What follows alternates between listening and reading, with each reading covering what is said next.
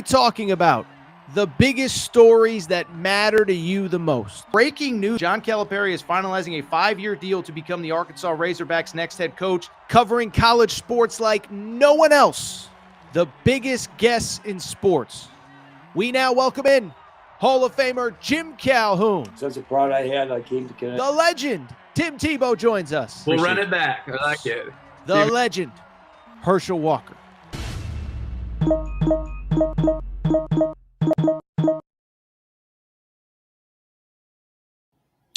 Welcome in, everybody. A little bit of a Thursday afternoon edition of the Torres Sports Podcast. I'm your host, Torres. Hope everybody's doing well. Hope everybody's having a great day. Hope everybody's ready for what should be, we used to call it the Fun Friday episode, the last episode of the week. Now that was the FFE, the Fun Friday episode. This is the Fun Thursday episode. Jam-packed show, so much to discuss, so much to get into, and what has quickly become a busy and chaotic week across college sports. We're going to open final week 5 picks. I gave you the full Georgia-Alabama preview the other day. Today, we will talk about Oklahoma-Auburn. We'll talk about A&M Arkansas, Kentucky Ole Miss, Colorado UCF. I will give you my quick picks on all those games. From there, we will talk about, obviously, the crazy story in college sports over the last couple days. UNLV quarterback Matt Sluka, Bear Alexander is in the portal, college sports. I think just kind of got exposed. We've been talking about it. We know there is, there's no one in charge, and we have seen it over the last couple days, so we'll talk about all that. Then just some interesting sound from the last couple days. Dave Portnoy talking about NIL. He wants to be the most extreme of all Michigan men and basically fundraise for the football team and a quarterback specifically. We'll talk some interesting comments from Tom Herman about my UConn Huskies, and we will wrap with our Friday staple, Aaron Right, Aaron Wrong, giving out my best and worst takes of the week. Before we get started, a couple reminders as you see on your screen. Make sure that you are subscribed to the Torres Sports Podcast. New clips, new videos going up every single day on YouTube. You got to be on YouTube. Closing in on 44,000 subscribers. So happy with how this channel continues to grow. Oh, by the way, on top of that, make sure you're subscribed on Apple, Spotify to get full episodes of the show. We put them out every morning, so you got something to listen to. We appreciate everybody's support there. And finally, also do want to give a quick thank you to our partners, Collie Puffs and ColliePuffs.com. Okay, so I've said it all fall long. Football season is here. You're on the couch. And by the end of the weekend, you kind of look like a slob. You feel like a slob because all you've been doing is watching football and eating snacks all day long, okay? Collie Puffs is the answer to your problems and the answer to your ever-expanding waistline. Bottom line, you're looking for a snack that is delicious but also healthy. Collie Puffs is there. It was started, family-owned business not far from where I live. And basically, they sat there and said, how do we put together a snack that our kids will love, that we will love, but are also delicious and healthy to eat? They came up with Collie Puffs. Multiple flavors. They are made baked, not fried, healthy ingredients. This is the healthy alternative to the snacks that you've been gorging on during football season. By the way, they sent me a box a few weeks ago.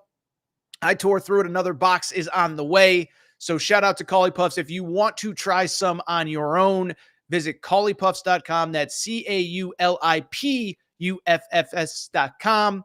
Also, Collie Puffs available on Amazon. So if you're on Amazon, just throw a couple boxes in your cart. You will not regret it. Tell them Torres sent you. We appreciate Collie Puffs support. With that said, it is a Thursday afternoon. We're closing in on another busy weekend of football. There is no more time to waste. So let's go ahead and get to the topic of the day. Topic of the day, listen, transparently, I don't know if there is a main topic. Obviously, the big one, Georgia, Alabama. We previewed full, in-length, in-depth on Wednesday's show. I gave you my official pick. And so if you missed the full Georgia-Bama deep dive, make sure to go ahead and check out Wednesday's show. By the way, if you're looking for extended deep dives on all of these games, we do the college football betting podcast. Just search College Football Betting with Aaron Torres, available on YouTube, available also on Apple and Spotify. That's where we spend 8, 9, 10 minutes on Auburn, Oklahoma, Kentucky, Ole Miss, on and on. Right now, though, I do just want to rip through my quick picks for the Week 5 slate. Again, I gave you my Bama, Georgia pick a few days ago, but I got picks on all the big games.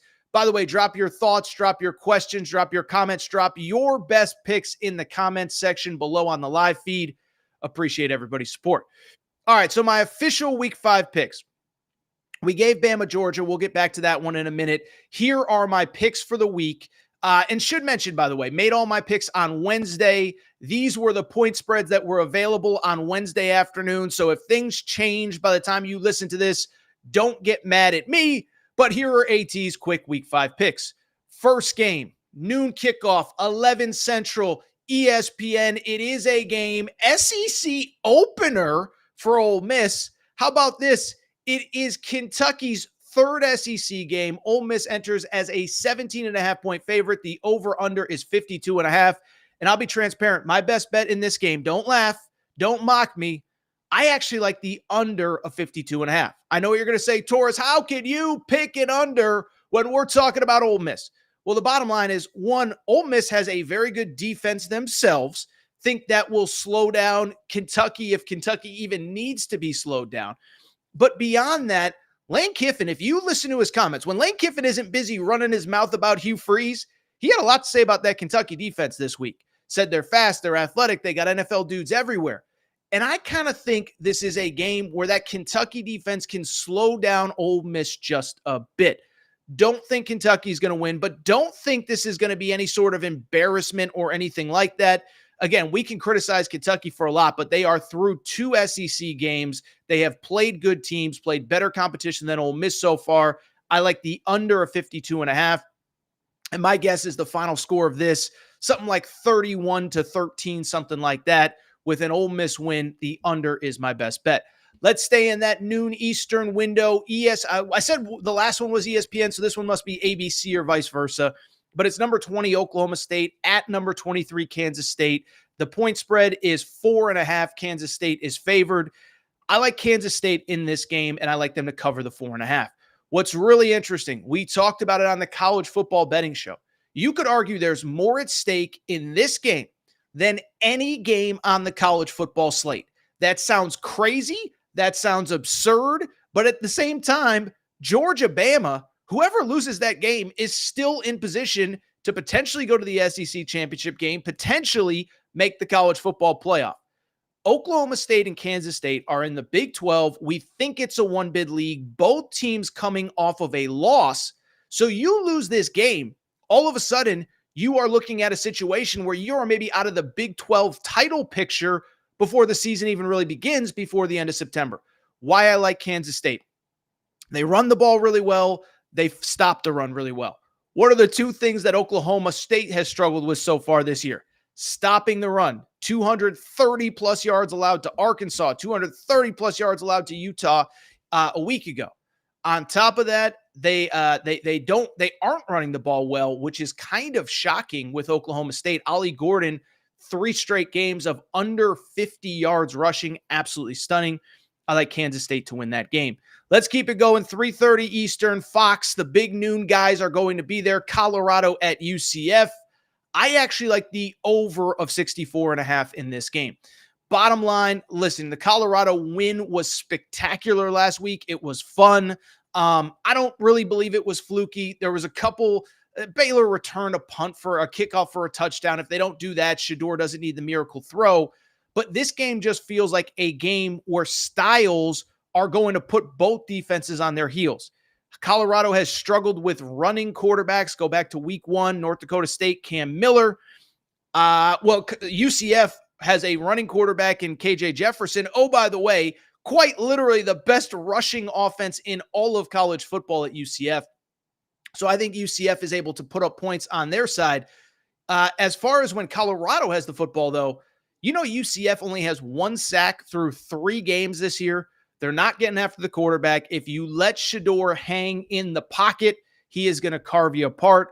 I like the over of 64.5. One thing, the weather, keep an eye on it. Early in the week, it looked good. The last couple of days, it looks like we might have heavy rain. So keep an eye on that weather. Very quickly, the other 3 games that I like, I won't spend too much time on this one. Oklahoma at Auburn. The under when I made this pick was 45.5. It's going down. I like the under. It's pretty straightforward. Neither coach loves their quarterback situation. Hugh Freeze hasn't even announced who his quarterback is. And Oklahoma has one of the better defenses in the SEC. So I'm not ready to say that Oklahoma is going to go on the road and get a win in league play with a freshman quarterback who has never started a game at the college level. But I just think both coaches, neither one trusts their quarterbacks. This has, 17-13 written all over it. No official pick on the winner, but I think the under there is the best bet. Staying in that 3:30 window, Arkansas at Texas, not at Texas A&M, against Texas A&M, the Southwest Classic. We did the deep dive on Wednesday. I like the under 51.5 in this game. 2 teams that, like we mentioned with Oklahoma and Auburn, I don't want to say they don't trust the quarterbacks, but it's just different, right? Arkansas, as the season has gone on, relied more on Jaquindon Jackson, relied more on Taylon Green, 2 of the top 10 rushers in all of college football.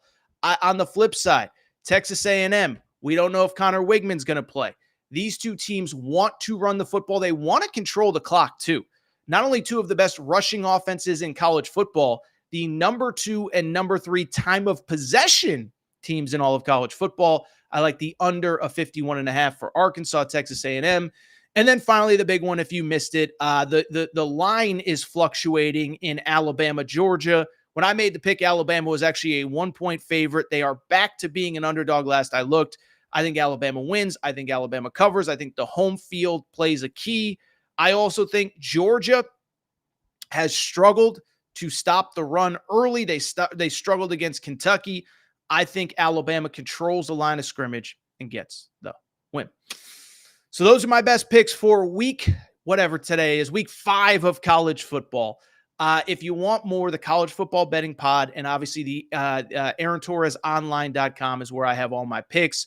Chat is quiet. Drop your comments in, drop your thoughts in. But I will tell you this. I do want to switch gears because I do just very quickly want to go ahead and address the big story in college sports over the course of the last couple of days. I would be remiss if I didn't talk about it. It's a day or so old right now, but there's new layers, there's new stuff going on. And oh, by the way, I think it's also worth noting this as well, is we have another twist to not only the Matt Sluka story, that of course is the UNLV starting quarterback, but on top of that, we had the news that Bear Alexander, maybe the most high-profile player at USC on their defense, is entering the portal as well using the redshirt rule. And listen, to me, all this speaks to is what you already know. College sports is a mess. College sports is not, nobody's in charge. A lot of it's on the NCAA. Some of it isn't. But let's just spend 10 minutes talking about this because to me, it's a fascinating story. I was blown away by how much it blew up. I saw Rich Eisen talking about it. I saw Stephen A. Everybody has an opinion on the Matt Sluka story, okay? So obviously, look, I think I'm like a lot of you. Woke up on Wednesday morning, and it's crazy. I saw it. I just saw a little headline on one of these websites of, UNLV quarterback enters portal over NIL concerns. And I didn't really think a ton of it. Then I went to ESPN.com. And we can all make fun of ESPN, but it is, they're still the worldwide leader in sports. It's still where, if you're going somewhere for sports information, that's where you're going to get it. And it's that main headline on ESPN.com. And so I'm like, what's going on? And the bottom line that's kind of crazy is this. Listen, I did what I should never do as somebody in the media. I consider myself a media member. I'm not perfect, but I did the immediate reaction without really diving into the story. And my immediate reaction was, team starts 3-0. This kid agreed to an NIL deal. He thinks he can get more. And oh, by the way, because we have this 4-game redshirt rule in which if you play less than 4 games or 4 games or less, you can take a redshirt and be eligible. My immediate assumption was just, man, oh man, this guy's balling out. He got his bag. Now he's entering the portal because if he takes a red shirt, if he does not play 4 full games, he can have a red shirt and play next season. And so those were the tweets that I put out. I'm not backtracking. I got to own it. I was wrong because obviously as the day went on, more and more came out and it became more and more clear what the real story was. Okay. Sluka has his version of events. Sluka's agent has his version of events. The collective has their version of the events. UNLV's athletic department has its official statement. I think if you just read all the reports, what you can put together pretty quickly is that Matt Sluka, quarterback at UNLV, committed to UNLV. It's kind of interesting, by the way, because this is a story that's kind of been in the news, but Sluka was playing at Holy Cross last year. You know who Holy Cross's head coach was? Bob Chesney, the guy that's at James Madison right now. So James Madison puts up 90 points on UNC last weekend. You know who his quarterback was last year at the FCS level? It was Matt Sluka. But he enters the portal, doesn't follow Chesney to James Madison, and ends up committing to UNLV. And if you follow the story, it's pretty obvious.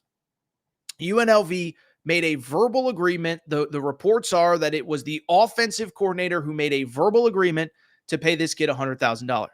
Gets to campus, really gets no money. He's paid $3,000. It's basically viewed as a moving fee to get him to campus. And then once he gets to campus, isn't really paid anything. And so once that happens, it becomes this weird he said, she said, this said, that said, whatever, where, the collective says we had no agreement, we had no written agreement. The school says, we're complying by NCAA rules and Nevada state laws. The kid said, I had a verbal agreement. I didn't get paid. The agent says that, there's just so many layers to this. But I think the bigger story, it really, there's a small story with Sluka and there's a bigger story. And the bigger story is that college sports is just chaotic. You and I know that. If you listen to this show, you love college sports. But I just bring it up because to me, this was kind of that national story that really kind of proved that there's really nobody in charge of college sports. Everybody's playing by their own rules, and everybody is just kind of winging it as they go. So really quickly, want to talk Sluka, but then want to talk the big picture of college sports. In terms of Sluka, listen, by now everybody has their takes. I don't really have anything new. I just feel bad for the kid because I was the guy early on saying, oh, he's clearly leveraging the school. No. That's clearly not what happened. What clearly happened is he got there expecting something, assuming something would be done, and he didn't get it. Now, I will say part of it falls on him. I think this is a great lesson for all the young people out there is in life, there are no such thing as verbal agreements. There are no such thing as handshake agreements. You want something official. You want something in writing. Now, Sluka, his agent, they'll tell you all these different variables. Oh, can't sign a contract with, until he's on campus, can't sign a contract until this, until that. I don't really care. All I know if it was my son, if I was advising him, and if there's any young people or parents of young people that could potentially be part of NIL situations going forward, hire a lawyer, have people look things over, and get something in writing. Bottom line, I know you want to trust people. You just can't trust people in this world, okay? And, you look at even some, our presenting sponsor right now, CollyPuffs.com. Family-owned business. You feel like you could trust them. I love the people that run it. But when they came to me about being part of the Aaron Torres pod and Aaron Torres media, I said, have your lawyer print something up, send it over to me. I'll have a lawyer look it over, and we'll be done. And so to me, don't sell me that, oh, you can't sign a contract until you get to I don't really care. If that's my son, I'm saying he ain't showing up till we get something in writing. You're offering him $100,000. I need to see it in writing on some official letterhead before we make any big decision. So that's the Sluka side of things. The good news, if you want to look for a little bit of a silver lining for this kid, kind of got screwed by UNLV. But at the same time, I've been told that since he entered the portal, he's already got some Power 4 offers. And I know I kind of mocked that he's a 48% completion percentage guy. The dude can make plays with his legs, and he's going to be on a Power 4 roster next year. Now, is he going to start right away? I don't know. Is he going to beat out whoever? I don't know. But he's going to be on a Power 4 roster, and he's going to get more money than he would have gotten at UNLV. But why I think the Sluka story is interesting is because to me, in the bigger picture, and it speaks to Bear Alexander. If you're watching on YouTube, you see a big guy in a USC uniform. That's Bear Alexander, former 5-star, who committed to USC 2 years ago out of the portal, was at Georgia, goes to USC.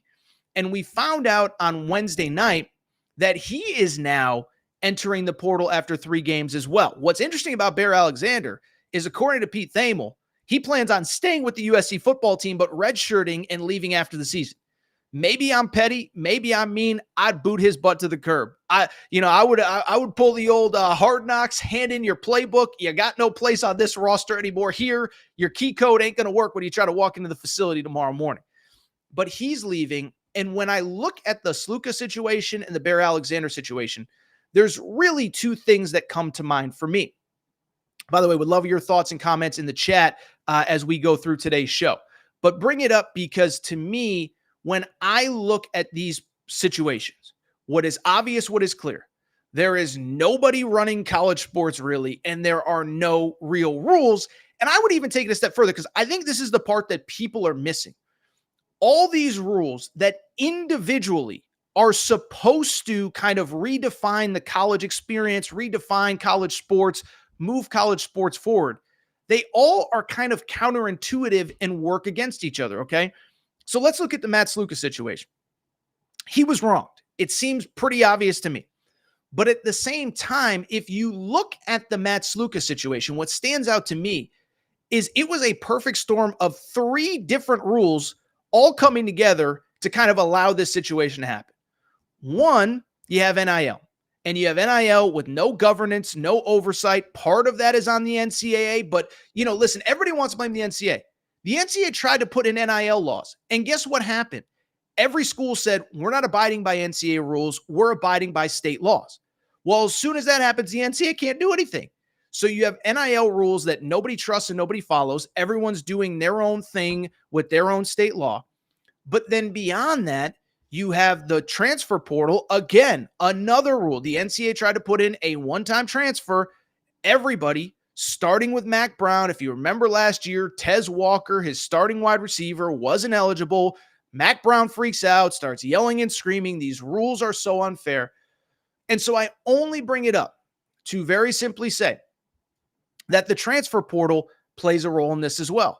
If we stuck with the one-time transfer, Bear Alexander has nowhere to go. Matt Sluka, as a grad transfer, I guess could leave. But then you also add in the 4-game redshirt rule. The 4-game redshirt rule, for people who forget, was originally put into place about 5-6 years ago, basically as a way for coaches to get young players some reps, maybe play them in a bowl game, play them late in the season when the season's basically over, almost like Major League Baseball when they can expand their rosters the last month of the season. That was kind of it, right? Oh, we got this freshman. We want to get him some reps, but we don't want to burn a year with a red shirt.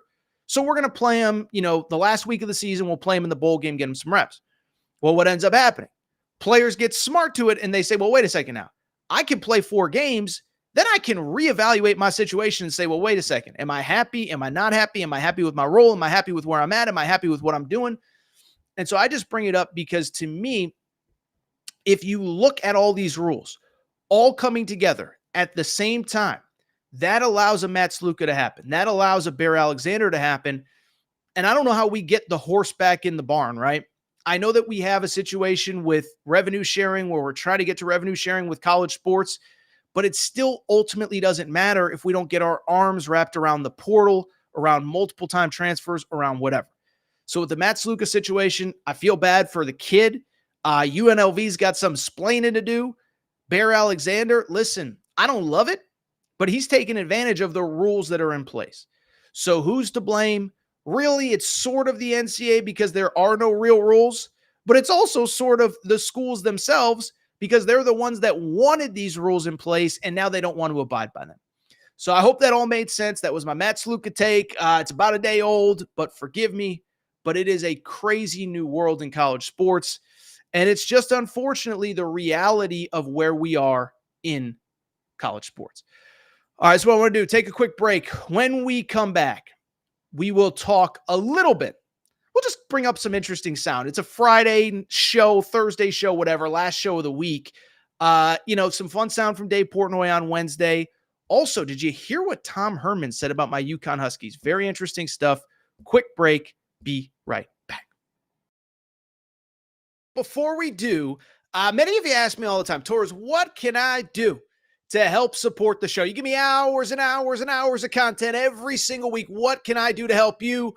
Well, I'll tell you what, do me a quick favor. Check out the Aaron Torres Media merchandise store for all of your team-specific shirts, hats, and more, all available at aarontorresonline.com/merchandise. A lot of you wondering, Torres, what can I get in that merch store? Well, first of all, we got our brand new Hope and Pope Kentucky basketball t-shirts. That's right. Mark Pope has arrived. He is here to save the day. Get your Hope and Pope t-shirts there. Also, Arkansas fans, the Big Pig Invasion is here. You can get your tees there. Basketball School Alabama shirts. Mora Hurley 2024 UConn shirts for your tailgates at Rentschler Field, your games at the XL Center or Gamble. And oh, by the way, your Mike effing Woodson gear for Indiana. If you love football, we got you covered too. We got more Dion shirts and hats than we even know what to do with. The freeze warning has hit the plains. Auburn fans, grab your freeze warning tees now. And of course, our new era, new rules shirt applies to Nebraska football and its incredible fan base. We have more coming for the fall, plenty in stock right now. So make sure to check out the Aaron Torres Media merch store at aarontorresonline.com/merchandise. And you can always hit me up with any questions. Aaron Torres Podcast Questions at gmail.com. All right, everybody. I'm back. Good to be back. So want to go ahead and hit on a few different topics before we get out of here. First one, thought it was some pretty funny sound I came across on, I guess it would have been Thursday morning, involving Dave Portnoy of Barstool Sports. Okay. And I think everybody, if you're listening to a show like this, you know who Dave Portnoy is, but he's the founder of Barstool Sports. Transparently, listen, I know he's rubbed. First of all, I'll say this. I don't really know him. I know some people from Barstool that work for him. I like everybody that I've ever interacted with Barstool. And I'll say this about Dave Portnoy too. Like, transparently, like, I think he is, from a media perspective, just somebody that guys like me should be following. Okay. I say it all the time about Dave Portnoy, but when I started in this business, when I graduated college, late 2000s, early 2010s, there was 1 million men's lifestyle blogs on the internet. And there's only one that turned into $1 billion company. And that is Barstool Sports. And of course, which was founded by Dave Portnoy. So Portnoy's been in the media forever. And obviously the last couple of years, he's spun off a lot of different things. He does the pizza reviews, which everybody loves. Miss Peaches, which everybody loves. Tried to meet Miss Peaches at the Final Four. Didn't really work out last year. But he also obviously does a lot of sports stuff still for Barstool as well. Well, I bring it up. Dave Portnoy is, of course, a Michigan man. Michigan coming off, by the way, that win over USC, which was kind of an interesting game. Because on the one hand, like, Michigan, you got to be happy. You're 3-1 heading into the heart of Big Ten play. Maybe things aren't quite as bad as they looked after the Texas game. Same time, though, we also all watched the game, and we got to know what happened during the game where Michigan couldn't throw the football. Alex Orji, I think 46 yards passing, if my memory serves me correct, 2.7 yards per completion. And it is clear that in the post-J.J. McCarthy world, Michigan doesn't have a quarterback. Anyway, doing a terrible job setting this up, because Dave was on the Barstool College Football Show, I think, talking about the state of Michigan football. He had some very interesting things to say. Producer Matt, play the sound. Who's in there? Give me a group. I'll go get them. I will sign them $1 million, $2 million, whatever it is. What's the top? $3 million. What if, are some of them going for more? Wasn't the I don't Nico know. kid like... Fine, but I can 8? get a quarterback. We don't have a quarterback. If I don't get the number somebody one, for 3 though. You can be in the stratosphere. Yeah, but you don't want to. I'm wondering, like, is Dave? How are you running this? I want to get a quarterback, or I'm like George Steinbrenner. I will spend any amount of dollars. No, I'm gonna get us a top 10 quarterback in the portal coming out every year.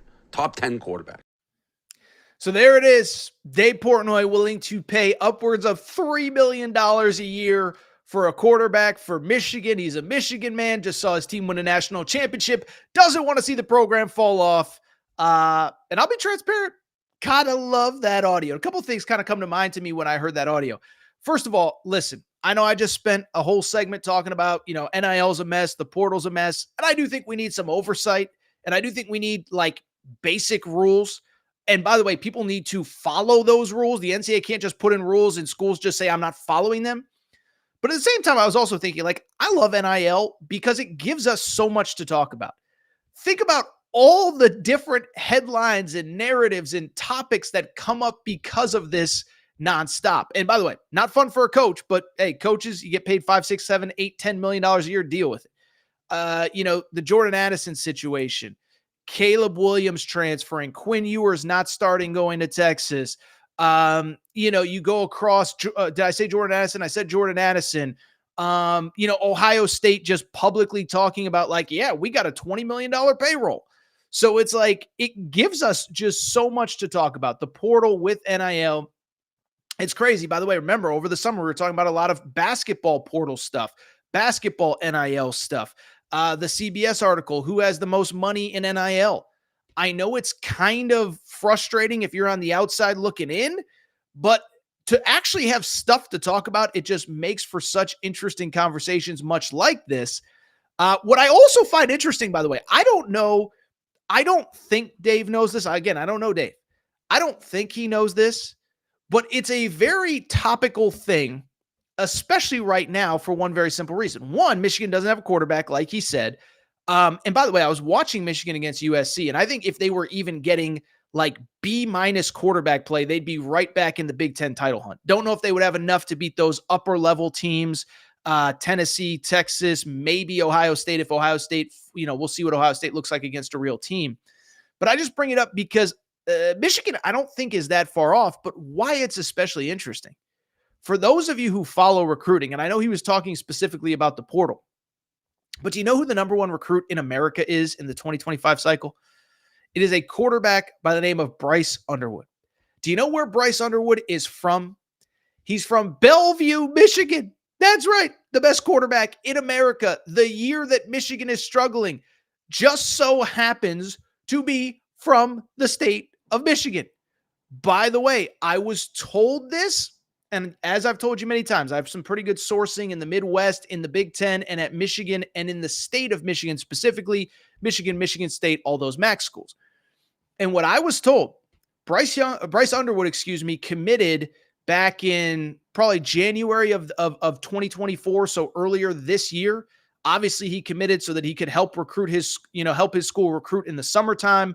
And then, of course, in the winter enroll. So he's going to enroll in just probably, frankly, like 6-8 weeks from now. Bring it up because what I was told, he committed to LSU.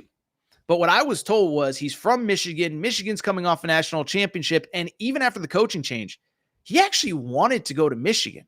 And what ended up happening was basically he said, look, it's an NIL world, or not him, but, his agents, his reps, whatever, said it's an NIL world. It's pay for play world. We can call it not pay for play, but it is. And I need some money to come here. And he gave a number. I don't know what it was. My guess is we kind of know what the numbers are. $1 million, $2 million, $3 million, somewhere in that neighborhood, somewhere in the Dave Portnoy neighborhood. And Michigan just basically said, that's not how we operate here. We'd love to have you, but we're not going to just buy high school recruits. We have NIL, but it's for guys on campus, guys that are established. Last year would have been Blake Corum and whatever. This year, it's probably Will Johnson. It's probably Kenneth Grant. It's probably Mason Graham. So I bring it up because Dave said this literally in a year where the number one high school quarterback in America is like an hour from Michigan's campus. And I was told wanted to commit to Michigan, but LSU just came and said, we'll take care of you. What's the number? Let's make it happen. So you have that situation. And finally, I'll just say, like, I know because I looked, obviously I did the thing that was probably dumb where I looked on the internet to kind of see what some of the reactions to this were. And of course, seeing the reactions, I saw what people said of, all of a sudden Michigan's in the business of buying recruits. It's like, I'm sorry, dude. In 2024, I can't get fired up that whether it's an alum, a booster, a this, a that, is just publicly talking about, I want to pay, I want to buy, I want to do this, I want to do that, I want to help, I want to, have him part of my company. I just can't get too fired up. We've seen all of these crazy stories. Again, I didn't even mention Nico. When Nico committed to Tennessee, I don't care. Tennessee is getting return on their investment. They're a national championship contender. Whatever Quinn Ewers is getting at Texas, he's worth every penny. And so you could go on and on down the list, but there's a lot of good quarterbacks in college football right now that got paid before they ever showed up on campus. So I'll be curious to see. By the way, I think there will be a pretty easy way to track if Dave actually fulfills his promise, because we'll watch the portal this offseason. We will watch the high school ranks this offseason. If somebody lands at Michigan, and oh, by the way, if they start appearing on all the Barstool podcasts and YouTube feeds and whatever, then I think we have a pretty good idea that Dave was behind it. But I love this sound, had no problem with it. Dave Portnoy, ready to back up the Brinks truck. He's a good Michigan man. Don't blame him at all. All right, one more piece of sound that I do want to get to before we get to Aaron Right, Aaron Wrong. So just mentioned, Dave Portnoy, proud Michigan man, proud Michigan alum. As many of you know, and some of you maybe don't, I am a proud UConn alum. Went to UConn, graduated from UConn. I'm not just a bandwagon fan that just started liking them because the basketball team's good again. Grew up in Connecticut, went to UConn, whatever. And so as we enter, this evolving world of, college sports and really realignment, right? Like the SEC is set with their teams. The Big Ten is set with their teams. And everybody else is just trying to scramble to get someplace safe. It's like the freaking Titanic is sinking. All the SEC schools and the Big Ten schools are in a life raft, and everybody's trying to get in one that's going to take them to land and keep them safe. Feels like the Big 12 is the safest landing spot. And obviously, why I want to talk about this is because UConn very publicly has been trying to get to the Big 12. And so it's been a constant topic of conversation. It's been reignited because over the summer, we found out that the Big 12 and UConn were once again talking again. And also now we have all this realignment chaos with the Pac-12, with the Mountain West, with whatever. And UConn's just trying to figure out where they want to land. And so I want to get to something Tom Herman said in just a moment. Before I do that, I'll give the UConn caveat that I give every time because it always pops up in the comment section. People say, Torres, why would UConn want to leave the Big East again? They did it once. It was a disaster. Don't go to the Big 12. Well, we've talked about it. They didn't leave the Big East. It was a mutual decision to leave. They have football. And the reason that, let me even backtrack. I don't want to speak for every UConn fan. I don't believe that in a perfect world where perfect thing, where money grew on trees and gummy drops fell from the sky and cheeseburgers were $1 and 0 calories and you could eat them for breakfast. Like, I don't believe in a perfect world UConn fans would want to leave the Big East. Stay in the Big East, figure out a way, make a ton of money, keep kicking butt in men's and women's basketball. That's not realistic, though. And why I bring it up, why the Big 12 thing keeps coming up, is because UConn wants to get to wherever it is safe in college sports. UConn is no different than Stanford and Cal being in the ACC. It's no different than whoever, all these crazy realignment stories. And so I've always been defensive of my alma mater because UConn, for some reason, is the only school that isn't allowed to look for greener pastures for its athletic department. Well, I bring it up because I'm going to get to the Tom Herman sound in a second, but I'm trying to explain this story and why we're talking about it. The reason UConn isn't in the Big 12 right now is because the school presidents in the Big 12 just don't buy it. And the big argument against UConn that has been against UConn is that their football team simply isn't good enough. I've always fought back on that. I've never believed that to be true, but that is the sticking point. We've talked about it before. Brett Yarmark is the commissioner of the Big 12. He is a New York guy. He wants UConn. UConn wants to be in the Big 12. Obviously, for the athletic department, it would mean on the basketball side, games with Kansas, games with Arizona, games with Baylor, games with whoever. But it hasn't happened because the Big 12 presidents will not sign off on it. They just don't think UConn football is a good enough product. Well, I bring it up because UConn right now, this season, is 2-2 and just absolutely obliterated Florida Atlantic on Saturday, 48-14. Okay. 48-14 is the win. How about this? 542 yards of total offense, 421 yards rushing. UConn 2-2 in year 3 under Jim Mora. And remember, in year 1, they made a bowl game. So they're not where they want to be, but keep in mind, they have about 1/1000th the resources of a Power 4 school in this new era. But after the game, Tom Herman was asked, remember, Tom Herman is the head coach of Florida Atlantic. UConn beats Florida Atlantic. I'm doing a terrible job setting this up. After the game, Tom Herman was asked about UConn football, asked how Florida Atlantic as a group of 5 schools stacks up, had some very interesting comments. Play the sound, producer Matt. Program. What are they doing at UConn through 3 years that we're now, or however long Coach Moore has been there? They had some really good players, and I want to know, why is their offensive line pushing us around? Strength coach, why? There's an administration that's won multiple tens of national championships. I got my personnel guy. We're going to go over there too deep on Thursday and figure out, okay, what transfers did they sign? Were we recruiting that same transfer? What did their collective pay? And so we've got to find out, because that's a very, very good barometer. The University of Connecticut, what Coach Mora has done there, now I think 4th year, is because that's not an easy place to recruit to. So I want to know what are they spending on player acquisition and retainment? What are they doing in their strength and development department? Because we've got to speed this thing up in a hurry if we want to look like, play like, act like UConn. So how about Tom Herman with the praise of UConn football, basically saying, I got to figure out what they're doing. How are they developing players? How are they recruiting the portal? How are they handling NIL?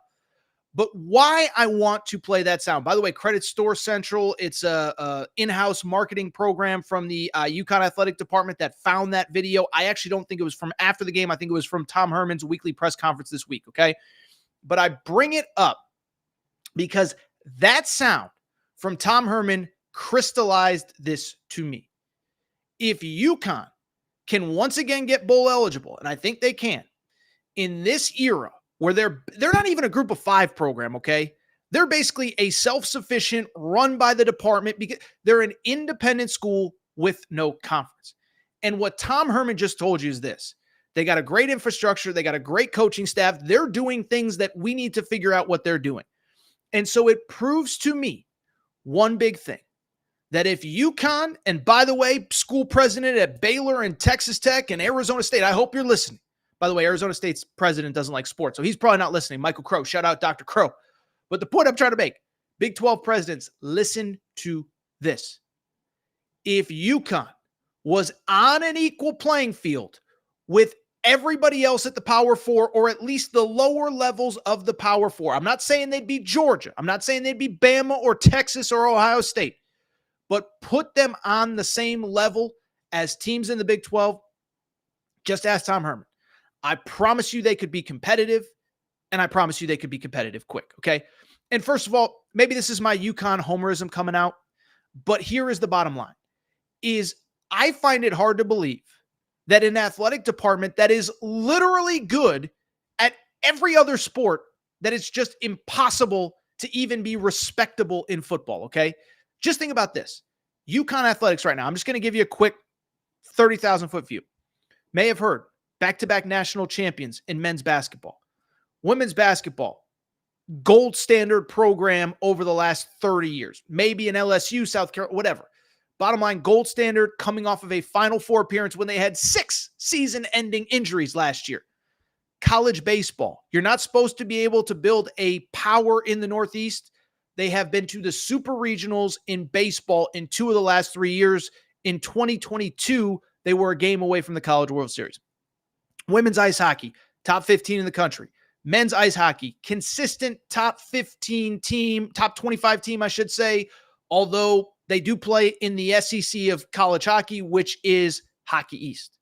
And so if a department proves that they are literally good at every other sport, should mention, by the way, they've won national championships in field hockey, men's soccer, I believe women's soccer as well.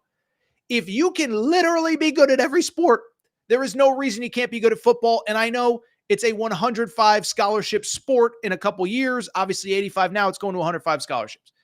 And I know that football is different, but I just refuse to believe that UConn cannot be competitive in the Big 12. Now, again, are they going to be Bama? Are they going to be Georgia? No, they're not. But at the same time, this is a department that has success. This is a program that right now is having success with essentially zero of the resources of any of the Power 5. Again, TV contract with CBS Sports. I know what it pays. Forget what the Big Ten and the SEC are making. It ain't even close to probably it's not a lot of money, okay? The Big East basketball TV contract, it's not very much. It's not a ton. It's not, UConn isn't even in the same stratosphere financially with SEC schools and Big Ten schools. They're not even in the same stratosphere financially in terms of TV revenue with ACC schools and Big 12 schools. And so I just bring it up because this athletic department is winning in everything, and they're figuring out a way in football. And so I refuse to believe that if they somehow got in the Big 12, you mean to tell me they couldn't be competitive pretty quickly? Now, I know people will say, oh, there's not a lot of players in the Northeast. Since this is 2024, look at how recruiting works. Nobody recruits in their home base anymore. Alabama has more 5-stars committed from the state of California than USC. USC, by the way, has a couple big-time players committed from Georgia and the state of Alabama. And so don't sell me on recruiting. Don't sell me on you can't build a team there. And by the way, again, no, I'm rambling. Not saying they're going to beat Georgia or Bama tomorrow or maybe ever. But put them in a league with Iowa State. Is there something Iowa State has that UConn can't have access to? Is there something that Kansas has that, Kansas is a perfect example. Basketball school, low population state. I know they have a big JUCO system out there, but there's no reason that if UConn got into the Big 12, they couldn't be competitive or that they wouldn't be competitive. Lastly, and I should have mentioned this off the top, last time UConn was in a power conference, remember what happened? It was called the Big East. Back in the day, they won it. They went to a Fiesta Bowl. They played Bob Stoops in Oklahoma. And so I just bring it up. I'm not going to go too much longer on this topic. But credit Tom Herman for being transparent. He's like, whatever they're doing, we got to figure it out. Because they just set the standard for what we want to be at the group of 5 level. And I believe give UConn the same money, the same resources as Iowa State, Kansas State, whoever, they could be competitive. And that's the frustrating part, is it's a chicken and the egg thing. The Big 12 school presidents are saying, they're not good enough in football. It's like, yeah, it's because we have 1/1000th the resources that you guys do too. Credit Jim Mora. They're 2-2. By the way, how about this scheduling quirk? 5 straight home games. And so there's a possibility, if all things go to plan, by late October or so, they could be bowl eligible. That's my UConn rant for the day. I do want to go ahead and wrap with one more thing, and it's what we have done here on the Aaron Torres pod almost from the beginning. It's a really fun way to wrap the week. It's a segment we like to call Where Aaron Was Right, Where Aaron Was Wrong, okay? So yes, started this from my buddy Colin Cowherd. Colin every week does Where Colin Was Right, Where Colin Was Wrong, and I decided to bring it to the show for a very simple reason. It is because over the course of a week, a month, a year, 5 years, 10 years, 20 years, if you listen to me, if you listen to this show, if you follow me on social media, I got a lot of sports takes, okay? I got takes on football, basketball, NFL, college, NBA, you name it. And so why we do Where Aaron Was Right, Where Aaron Was Wrong is a pretty simple reason. Is because if I'm going to celebrate all of my best takes of the week, then I also got to own when I get stuff wrong too. It's how we wrap our Friday shows, the best and worst takes of the week. Where Aaron was right, where Aaron was wrong. Where Aaron was right. So going into last week, I said it is going to be a statement victory for Tennessee over Oklahoma, and that for people who have not watched this team, it isn't just a great offense, it is a great team. Run the football, play defense, and that's exactly what we saw against the Sooners on Saturday night. What was crazy, Nico hit that one big pass, but at the end of the day, it was the defense that carried them. And so listen, we're going to find out over the next couple weeks. Georgia, Bama this weekend. Couple other games in coming weeks. What does that top tier look like? Is it 2 teams? Is it 5 teams? Is it 3 teams? I believe Tennessee is in that top tier because they are a complete team. I told you a week ago, I stood by it at the time. Tennessee to me is a complete team and a title contender. Where Aaron was right, where Aaron was wrong. I got to take an L on Michigan, man. Listen, my favorite pick last week was USC over Michigan on the road. And Michigan just ain't dead. Now, they got to figure out the quarterback situation. I don't think they can get through 8 more games, completing whatever it was, throwing for 46 yards. but I give them credit. They were a lot tougher than I was expecting. They were a lot more physical than I was expecting. And I also think that loss to Texas might just be because Texas, especially when Quinn Ewers is healthy, is just that good. So going into last week, I said Michigan was dead. They got no shot. They're not very good.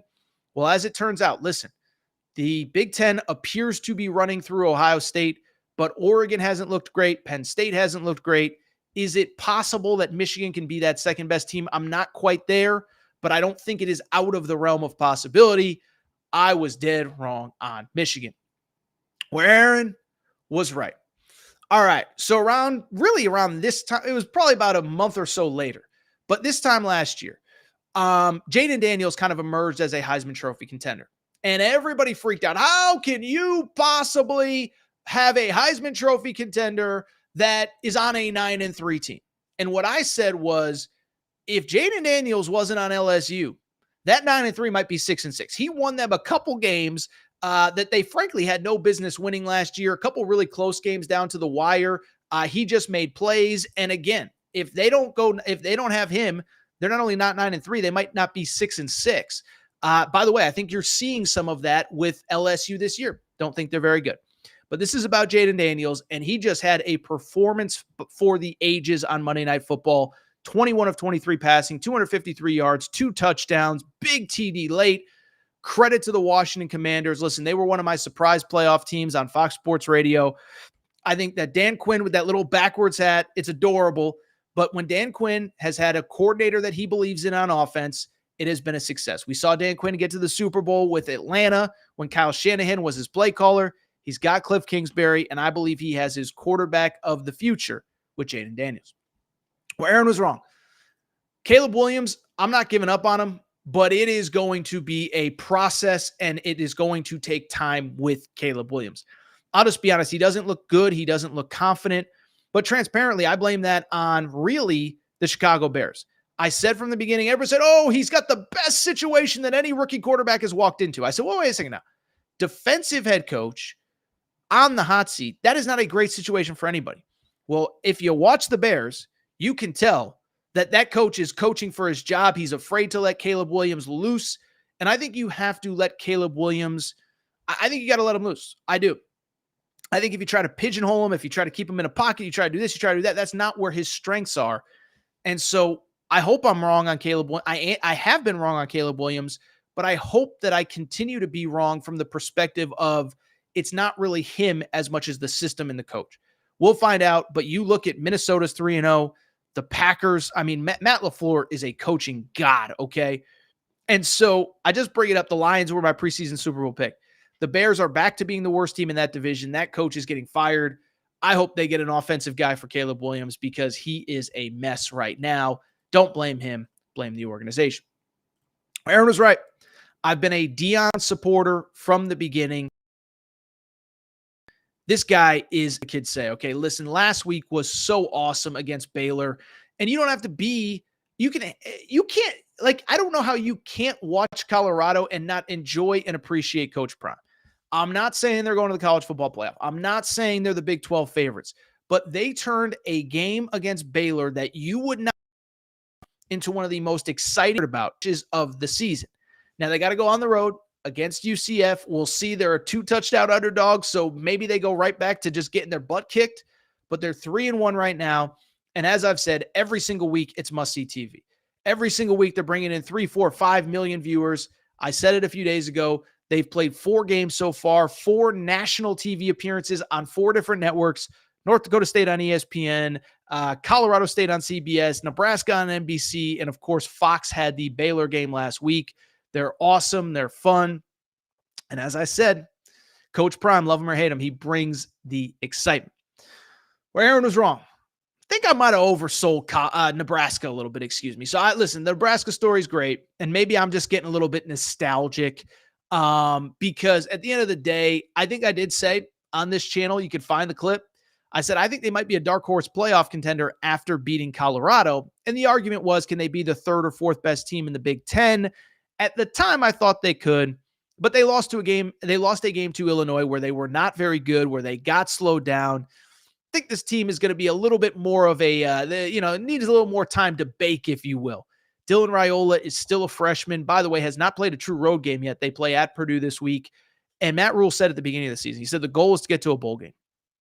He said, I have students coming up to me on campus saying, Coach, I came back for a grad year or a post-grad year or whatever because I want to get to that bowl game. I want to spend a week in Arizona. Let's make that happen.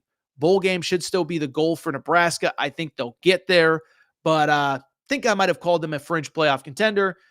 Don't think I was right on that one. Where Aaron was right. So you can go back. We've been talking about NIL, portal, all of that since we started this show 4 or 5 years ago, whatever it was, before NIL was really a thing, before the one-time transfer was a thing. And I remember saying at the time is there was this faction of media.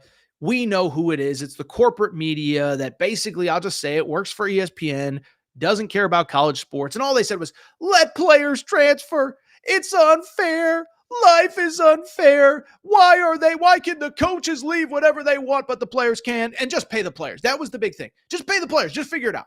Well, as you can see, when media pressures college sports to do something without a plan in place, it turns into a debacle. And that's exactly what this week turned into. Listen, we talked about Matt Sluka. We talked about Barry Alexander. Some of it is on the NCAA. Not everything's on the NCAA, though. These rules got rushed through. These are the rules, by the way, that coaches wanted. The one-time transfer became an unlimited transfer because the coaches started complaining after the rule was put into place that they wanted. The red shirt rule is a rule that they wanted. Now it's absolute chaos.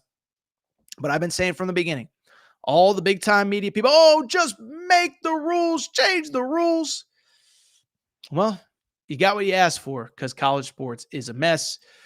Finally, where Aaron was wrong, I'll just say this is that to me, I was somebody that the 12-team college football playoff, when it came to fruition, I was not a fan of because I argued, I don't know that there's 12 teams every single year that are truly national championship contenders, okay?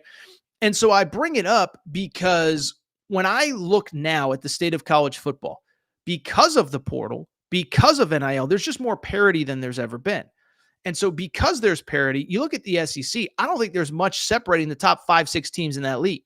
Is there that much difference between Bama and Ole Miss, between Georgia and Tennessee, between Tennessee and Alabama? Now, some of these teams are going to play each other starting with Georgia, Bama this weekend, so we'll find out. I don't think there's that much separation. And so I just bring it up because I think the 12-team playoff is right. I think there's too many teams. There's not enough separation. And the best thing that college sports can do is expand that playoff because ultimately at the end of the day, we're going to find out who's good and who's not, but we will see. But I like the 12-team college football playoff. I think it's for the best. All right. I'll tell you what, I think that's it for this episode of the Aaron Torres pod. Fun week of shows. If listen, if you are not following everything we're doing, you are absolutely missing out. If you're not subscribed to the Aaron Torres Sports Podcast, please make sure to do so. You can do so on Apple, do so on Spotify, Amazon Music, Google Music, wherever you listen to podcasts, make sure that you are subscribed. Make sure to rate and review the show. Also, please make sure to subscribe to the YouTube channel. New clips, new videos going up every single day. And of course, we go live every Sunday night, Tuesday afternoon, and Thursday afternoon. Obviously, if there's late breaking news, we get a Monday or a Wednesday show in as well. That's all for today's show. Time for me to get out of here. Appreciate everybody's support. Shout out to Torrent Craig. Shout out to Rachel, who hates my voice. Shout out to JJ Redick, you F-head. Unblock me, bro. I will be back next week, Sunday.